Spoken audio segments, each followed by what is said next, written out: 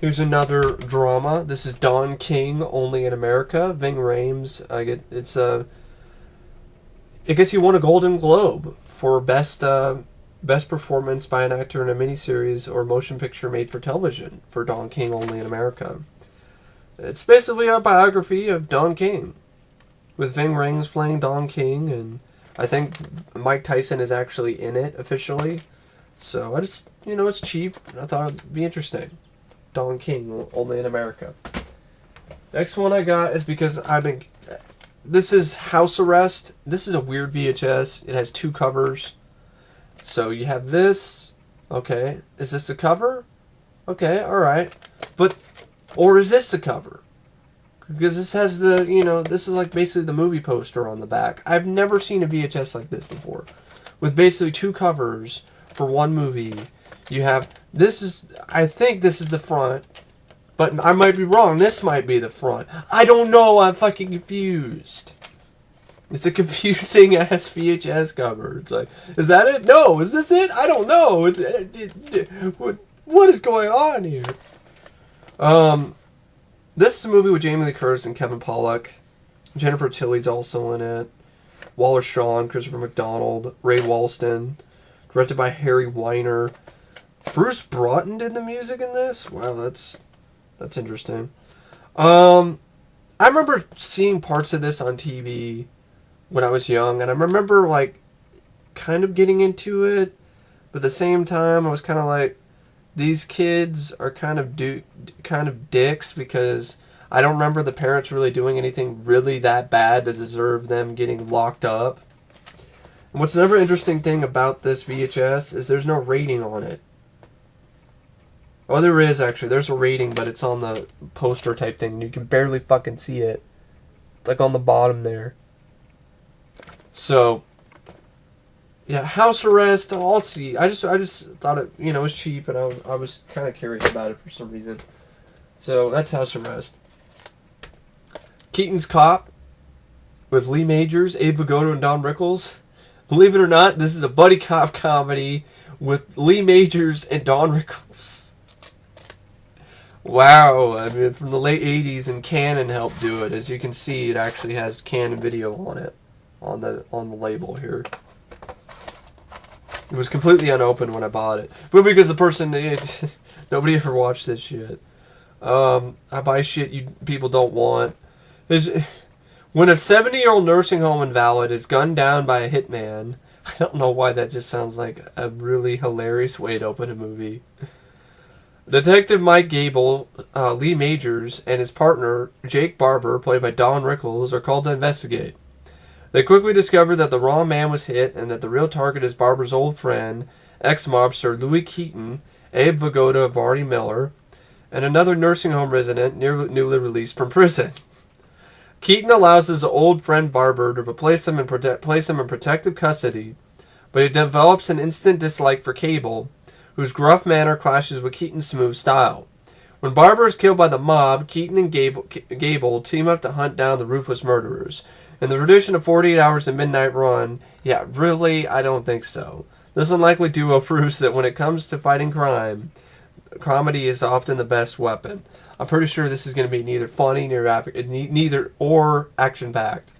This is not going to be any of those things. It's probably going to suck. But, I'm a VHS collector, and I was just like, okay, it's cheap. I'm Keaton's Cop. I mean, it's not like it's going to kill me, but yeah, I don't know whenever I'll get around to watching that. I don't know when. Now I got Power. Yep, someone's got property of Chaz Price. Yeah, well, Chaz, I own it now. It's mine. I always find that kind of weird. When I buy something that has a label on it that's actually somebody's property. Anyway, Power it's directed by Sidney Lumet, and it depicts how calculated and dehumanized the political process has become. The film shows the maneuverings of political candidates as they try to get elected, and the people hired to sell them to the public, the media consultants. It's got a hell of a cast. It's got Richard Gere, Julie Christie, Gene Hackman, Kate Capshaw, Denzel Washington, in a very early role, because this came out in 1986, E.G. Marshall and Beatrice Straight. So I got it because, well, mainly because of the cast, and it's got some pretty good reviews on the back here. So, that's Power. It was cheap. Next one I got is a movie called Ground Zero, which stars Colin Friels in a early starring role before he would end up playing the bad guy in the real estate developer guy. Can't remember his name, but he was the other bad guy in Darkman. He's the one that gets dropped off the top of the unfinished skyscraper. It's more of a drama than really an action movie. Like, it says it's an action adventure on here, but not really, because if you read the back, it's more like a political thriller. It deals with nuclear testing in the outback, and it provides this tautly told political thriller from Australia. Did thousands die? Have thousands more died since? Powerful interests mobilized to conceal the hideous truth. Only photographer Harvey Denton has access to the crucial evidence of both official cover-up and murder of his father, which happened 30 years ago. It's not me. There's some bad writing on the back of this. Bad punctuation and grammar. Colin Friels gives a riveting performance as an apolitical innocent swept into a web of intrigue, and Donald Pleasence provides a superb supporting turn in this heart-pounding tale of conspiracy and death down under. So, yeah, it's Donald Pleasence, Colin Friels, Jack Thompson. So, it's Ground Zero. I don't know when I'll get around to watching it, but I've always been kind of curious about the movie for some reason.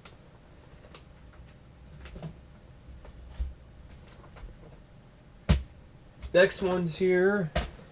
I picked up from that same store where you had those douchey kids who basically told me to fuck off my VHS a while back. I'm never coming back there again. I just saw there were a few movies there I wanted, so I decided to pick them up. This is a screen copy of The End of Violence, which is a trailer. I saw the trailer for this. It actually looks really good. It's got some good critical acclaim going for it. An interesting idea. It deals with sort of a future where, basically violence. It's called The End of Violence because in the future we come up with this technology where we can surveillance cameras and stuff, so we can always know when some kind of act of violence is happening, so no one can get away with anything. And then there's something to do with some conspiracy involving a movie producer played by Bill Pullman who knows a little bit too much, and now there's some hitmen on the hunting for him. And it's directed by Wim Wenders, who directed Wings of Desire. And it's also got Andy McDowell in it and Gabriel Byrne. And Tracy Lind is also in it, as well as Pruitt Taylor Vince. And it's got Cisco liked it. He called it a major achievement. And the trailer just looked interesting. And I like Bill Pullman. I'd never heard of this movie until I saw the trailer. And I was like, this looks really interesting. And it's critically acclaimed. And the idea is different. And I'll definitely give this a look sometime. So that's The End of Violence. Next one is Arctic Blue with Rutger Hauer and Dylan Walsh. I think these two would team up again in that Crossroads movie. Yeah, I think they would. This is like a action wilderness movie. It takes place in Alaska. I got it because I'm a big Rutger Hauer fan, so that's Arctic Blue. Next one I got, I know I have a copy of this in Oklahoma, but this has piqued my interest again. I haven't seen it yet. This is No Place to Hide with Chris Christopherson, Drew Barrymore, and Martin Landau. Chris Christopherson plays a cop. He's on the hunt for a killer. The killer, I guess the only link to the killer is Drew Barrymore, who is chasing after her sister. And then, basically the killer's chasing after him too. This is another Canon movie. You can see the Canon video. I remember seeing some reviews. I think it's some review books that I've had that said it's decent. The trailer doesn't look very good. But anyway, that's No Place to Hide. That's the back here too. Next up, this is cheap. That's why. It's the only reason why I got it. Double Trouble with the Barbarian Brothers.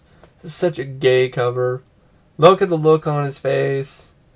Just, come on now. Seriously, just gay and fey and gay and lame in every way. And on the back here, one of the... He looks like Charlie Sheen on steroids. It's Charlie Sheen from Hot Shots Part 2 on steroids. So yeah, this is Peter Paul and David Paul and Roddy McDowell, sadly, in Double Trouble, where one of the Barbarian Brothers plays... David plays a cop and Peter is a cat burglar. And hilarity ensues and action and fucking bullshit. So that's Double Trouble. Probably double shit. But we'll see. This one got Fire of Fire, a movie that just came out recently on DVD. This is a film directed by Duncan Gibbons, but it stars Craig Sheffer and Virginia Madsen.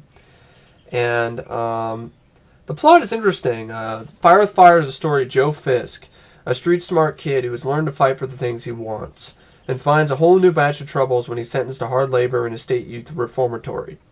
But he also finds Lisa, a beautiful sheltered young girl studying at a nearby convent. It's love at first sight, when their passions ignite, nothing can keep them from apart. Not friends, not parents, not even the law. And anybody who attempts to come between them better come prepared to fight fire with fire. I like Craig Sheffer and I like Virginia Madsen. And, yeah, never heard of Duncan Gibbons. And I know it was released in 1986. So that's Fire with Fire. Next one I got is a movie I've been curious about. This is The Harvest with Miguel Ferrer. And it deals with organ harvesting. Like Miguel Ferrer plays a character where I think they take his kidney and now they want his other kidney now. So he's like on the run. It's like a thriller. You know, maybe a little bit kind of like The Ambulance, but not really. But some kind of, that kind of thriller. This covers... It's about organ harvesting. It's not about some harvest of wheat and some wheat field and somebody's getting... I don't even remember if they were even in a wheat field at any point in this movie, except for this except for this cover. But this is The Harvest. It's got a decent review there on the back. But I like Miguel Ferrer, so. Next one is an action movie called Fists of Iron with Michael Worth, Jenny Lee Harrison, and Matthias Hughes. Of course, Matthias Hughes plays a bad guy. Michael Worth plays a good guy. I don't know who the hell Michael Worth is. I don't. If anybody who's a martial arts, guy, aficionado of martial arts guys, do you have any? Can you tell me? Who the fuck is Michael Worth? I don't know who he is. I have no idea. He's Mr. No Name for me. Then I also got this Dead Men Can't Dance, which is an action movie with Michael Biehn, Kathleen York, and Adrian Paul. So yeah, Michael Biehn from Navy SEALs, Aliens. Teams up with the Highlander, and yeah, I've heard some decent things about this movie, Dead Men Can't Dance, so I've always wanted to see it. The trailer looked pretty decent in terms of low-budget action movies, so that's Dead Men Can't Dance. That's it for the VHS. Now, actually, there's a few more, actually. They're just underneath my DVDs, but I'll show them to you once I show the DVDs. So how about that? I got one VHS I can show you right now, though, that I don't think I showed yet. VHS of The Kiss. With it's been in better shape, as you can see. It's a cut box, but it was part of a lot that I won off eBay a while back. Such an 80s cover for such an 80s movie. Such a weird ass movie, The Kiss. Yeah, black magic, possession, and bizarre deaths turn a normal family life into a non-stop nightmare in the occult thriller, The Kiss. The terror begins in the Belgian Congo, as an unsuspecting young girl boards a train for what will become a strange supernatural voyage. 25 years later, the girl, Felice Joanna Pacula, at Gorky Park, now a sensuous fashion model, suddenly appears in New York to visit her teenage niece, Amy, played by Meredith Salinger. Who is also on The Journey of Natty Gone, which is an underrated Disney movie, which I like a lot, with Joan Cusack. Although Amy is excited to meet her Aunt Felice, The arrival of this mysterious relative strangely coincides with a gruesome series of violent deaths. Amy soon realizes that, like Felice, she is about to become heir to a horrifying family legacy, and only her will to survive can keep her safe from the kiss. Yeah, the kiss.